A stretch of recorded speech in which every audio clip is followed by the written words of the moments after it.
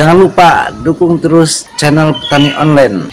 Segprint dan petani itu keren.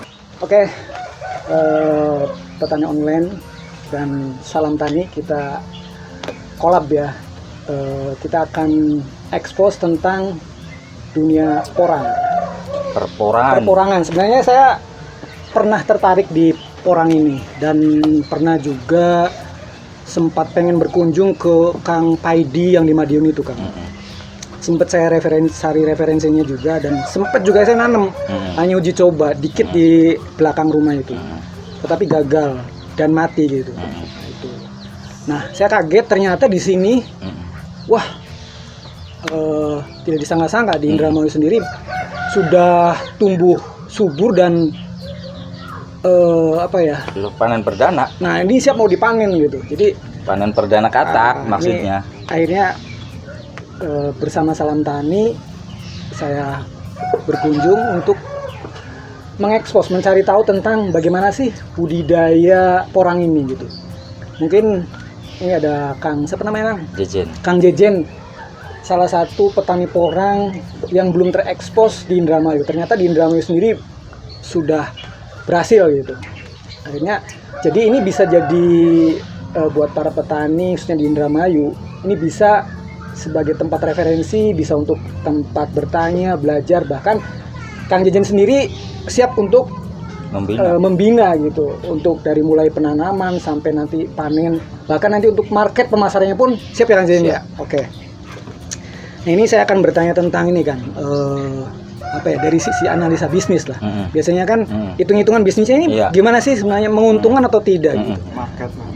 Ini dari jelas sisi menguntungkan ya.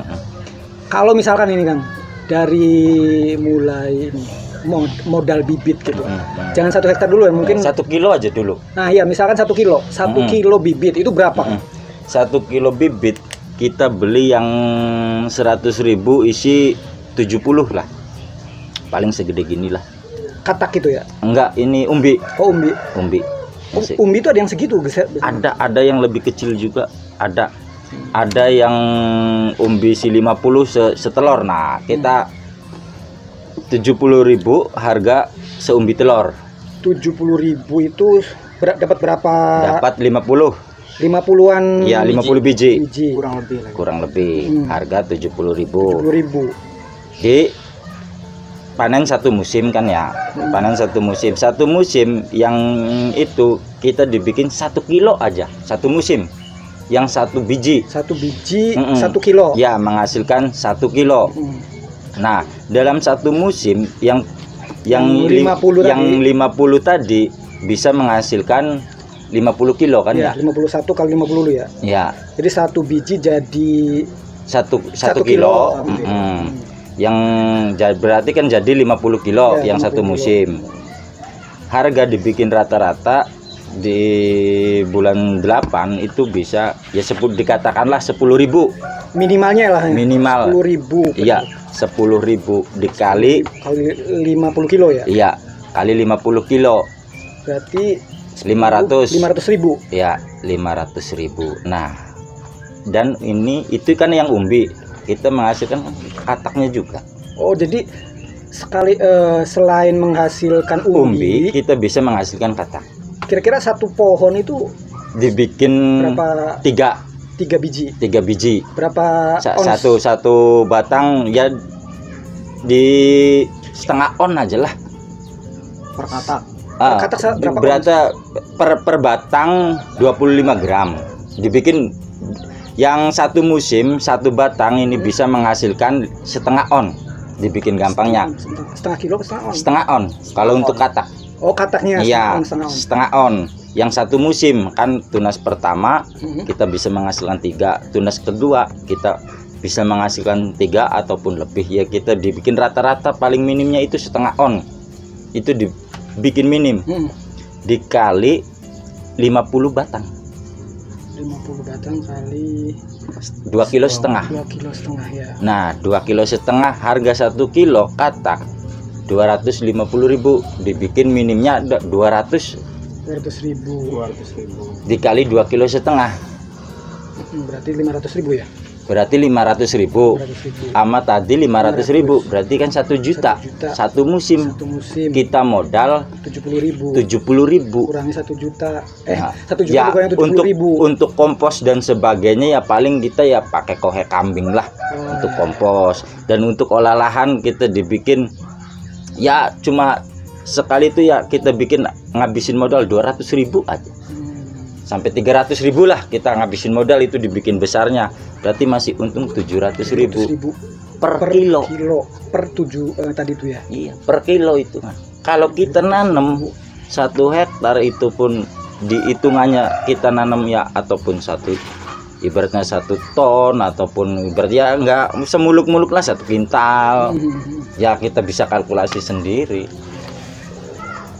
Nah, tadi tentang cara teknik budidayanya kan. Kalau tadi kan hitungan modal ya. Iya.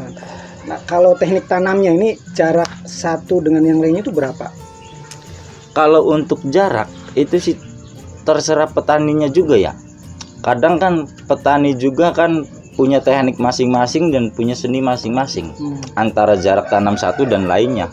Tapi untuk kita kelompok kita jaraknya itu 1 buludan itu lebar 1,10 meter ya. Lebarnya berapa? 1,10 meter 1,10 meter 1,15 meter lah. 1 buludan ini ya? Iya, 1. Kalau panjang mah terserah ya. Ya, kalau panjang sih terserah lahan. Kalau panjang. Nah, kita ditanam 2 baris. 2 baris berarti itu itu yang bibit segede telur. Tapi kalau kita untuk bibit yang gede kita ya tanam 1 buludan 1 lah untuk lebih bagusnya. Nah, tadi kan 2 titik. Nah, kalau kesininya berapa? Ya sama. Sama. Ukurannya. Misalkan ini kan ukurannya jarak tanam jarak 40. 40 berarti di sini 40 ya? Iya. 40 gitu ya? Iya, 40. Jadi 40 kali 40 ya ada yang setengah meter. 40 sampai 50 cm ya. Iya, disesuaikan dengan umbi sih, sesuaikan kita nanam umbinya. Kalau kita nanamnya ukurannya besar, kita jaraknya agak besar lagi. Biar cahaya masuk. Kalau kita terlalu rapat enggak. Dari mulai tanam sampai panen itu memakan waktu berapa lama? Kita mulai tanam bulan 11. Bulan 11 panen keseluruhan ya dalam artian panen umbi antara bulan 7 dan bulan 8. Kita ngikut harga pasar. Kita pasar lagi naik. Ya kita bulan 7 keluar nggak masalah. Kita pasar lagi turun, ya kita tahan. Jadi nggak apa-apa ya itu umbi. Nggak apa-apa, nggak busuk, enggak. Ini tanaman yang paling bandel tuh ini. Tanaman yang paling bandel. Oke, tadi itu ya. Terus pengolahan lahan atau dalam perawatannya lah gitu. Dari sejak tanam sampai nanti panen ini perawatannya apa saja dari mulai pemupukan dasarnya sampai perawatannya apa saja gitu. Kalau paling ya 1 kita olah lahan, terus pupuk dasar. Pakai kohe kambing ataupun apalah. Pupuk organik yang penting ya? Organik. Nah, dan terus itu ya paling untuk ya matun rumput. Penyiangan rumput. Terus ya kita pakai semprot organik. Itu. Cuma dalam satu musim itu kan tadi kan dari 11 berapa tuh? Bulan 11, 12, dari 7, 8, 9, sekitar 9 bulan ya. Nah, itu pemupukannya berapa kali? Keluar tunas, terus ya jarak 1 kilan lah, kalau saya sih 1 kilan lah udah kita kasih pupuk. Pupuk apa kan? Pupuk organik. Ya, kita kasih 1 kilan kita kasih pupuk organik. Di jeda berapa hari kita semprot yang atas. Ibaratnya kita pakai semprot anti hama ataupun ulet. Ada hamanya juga ini berarti? Mesti ada ulet, paling hamanya ulet. Kita antisipasi itu ulet. Nah, pemupukan yang kedua nanti kalau udah keluar tunas yang kedua. Udah. Nanti kan pemupukan pertama kan untuk menggenjot yang pertama, tunas makanan yang pertama, nanti kan otomatis ada keluar tunas yang kedua kan otomatis kan perlu makanan lagi. Ya kita kasih dorongan lagi, asupan lagi. Udah itu doang. Kita ya enggak terlalu apa ya ribet namanya? Ya? Iya, enggak terlalu ribet. Nggak ribet kayak padi ya? Enggak. Anda serangan hama orang nggak? Enggak lah, jauh. Paling ini ulet paling ya ulet, busuk batang, sama paling ya daun tuh kayak kena virus daun tuh, virus jamur ya. Daun. Udah. Aslinya untuk lahan terbuka, lahan naungan nggak masalah, nggak ada ngaruh.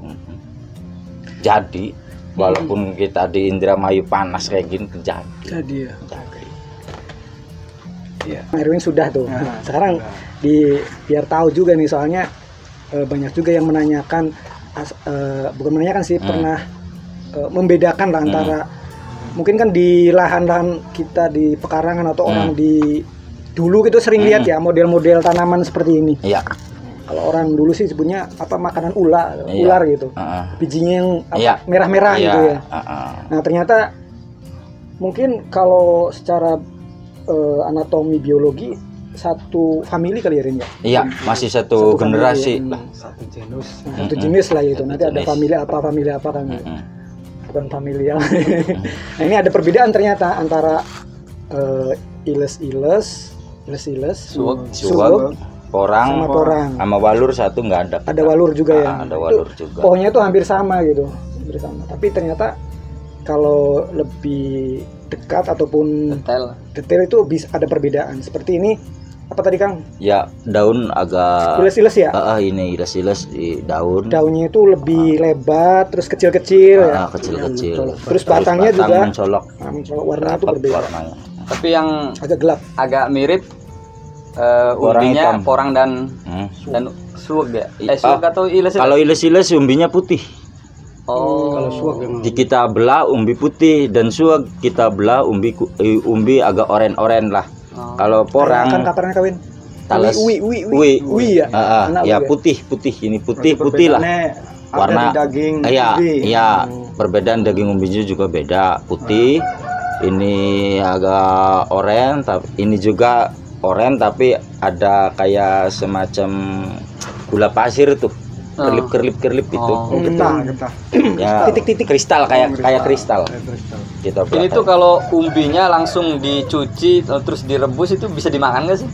Atau ada racunnya gitu? Ada gatel. Ada gatel. Berarti kayak itu apa namanya tuh gadung. Gadung itu kan juga nggak boleh langsung dimakan. Nggak boleh. Kita proses di pengeringan dulu apa. Sehingga bisa dibikin keripik tuh ini. Iya. Ada proses. Berarti ini juga bisa dibikin keripik ya?